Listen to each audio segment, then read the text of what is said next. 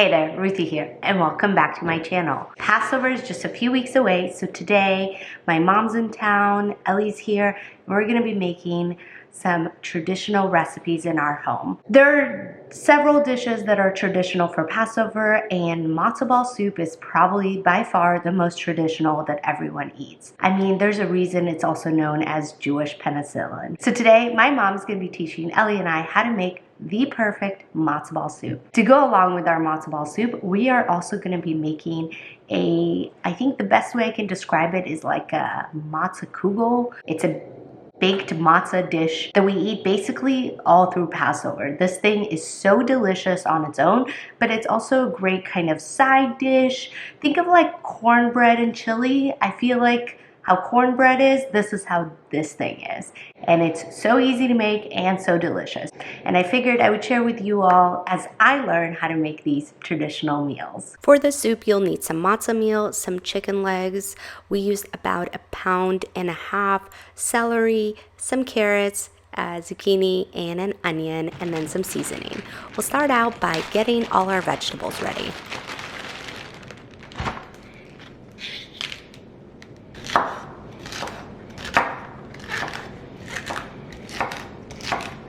This part is definitely by preference, but we ended up using about 1 stalk of celery, maybe a little less. We chopped up about maybe 1 cup of carrots, maybe 1.5 cups, and then we don't really like cooked onion, so we ended up just peeling it and putting it whole into our soup, and then we'll take it out at the end.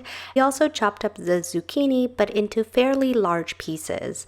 My mom says the flavor of the zucchini is really the secret to this recipe, but we don't really like to eat cooked zucchini, so we'll take it out when it's time. We will do a double boil with this soup. So take your largest pot, fill it with some water, throw in that chicken, and let that come to a boil. In the meantime, let's get our matzo balls ready. You just want to follow the instructions on the box, but for mine it was about 3 eggs, 3/4 cups of matzo meal, and 3 tablespoons of oil. I mixed that all up and then just let it sit in the fridge until about 20 minutes before I was ready to serve the soup.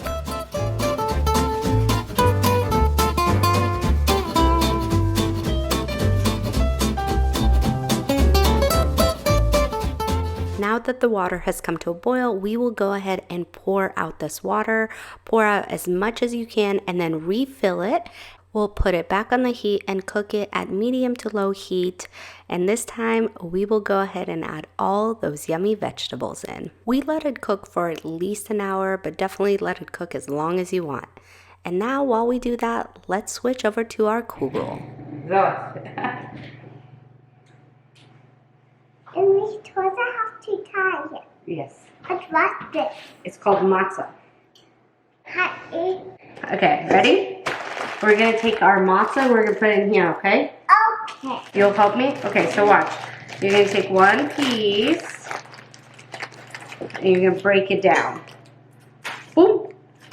Oh. Can you break it into small little pieces? Yes, there. Okay, go ahead.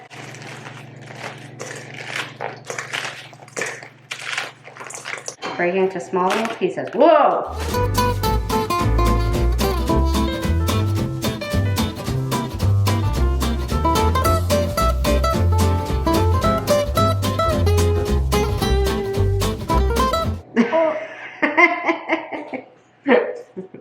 So silly. Good job, Elle.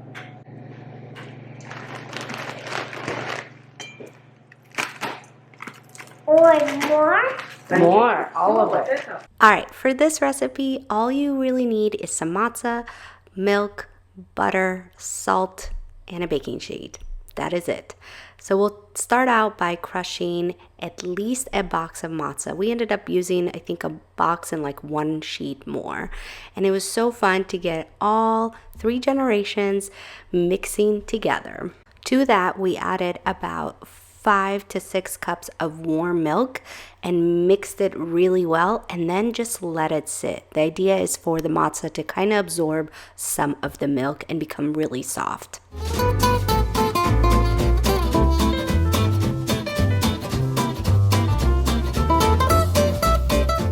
After After letting it sit for about 20 minutes, it was nice and soft, and we went ahead and added about half a stick of melted butter. Finally, we will add in our eggs, about 4, and give them a little mix and then pour them into the mixture, and then go ahead and salt your mixture. I would add about a teaspoon of salt, maybe a teaspoon and a half, just depends on how you like it.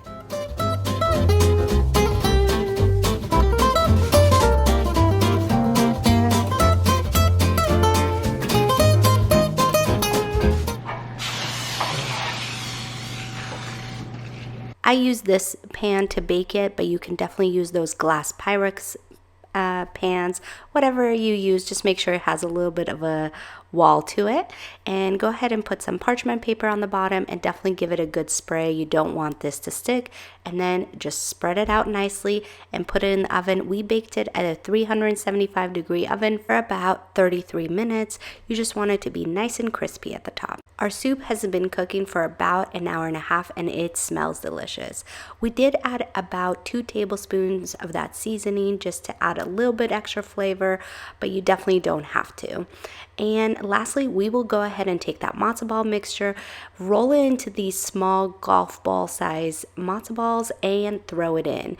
And then we cook those for another 20 minutes.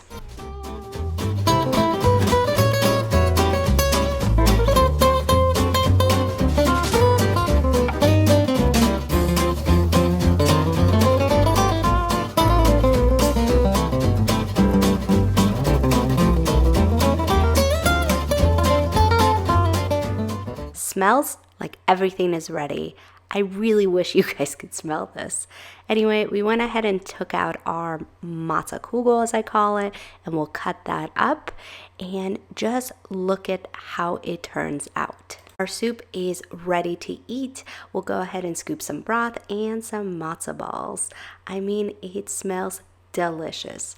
Anyway, I hope you enjoyed this video. If you did, don't forget to subscribe and hit that thumbs up button, and I'll see you at my next one. Bye!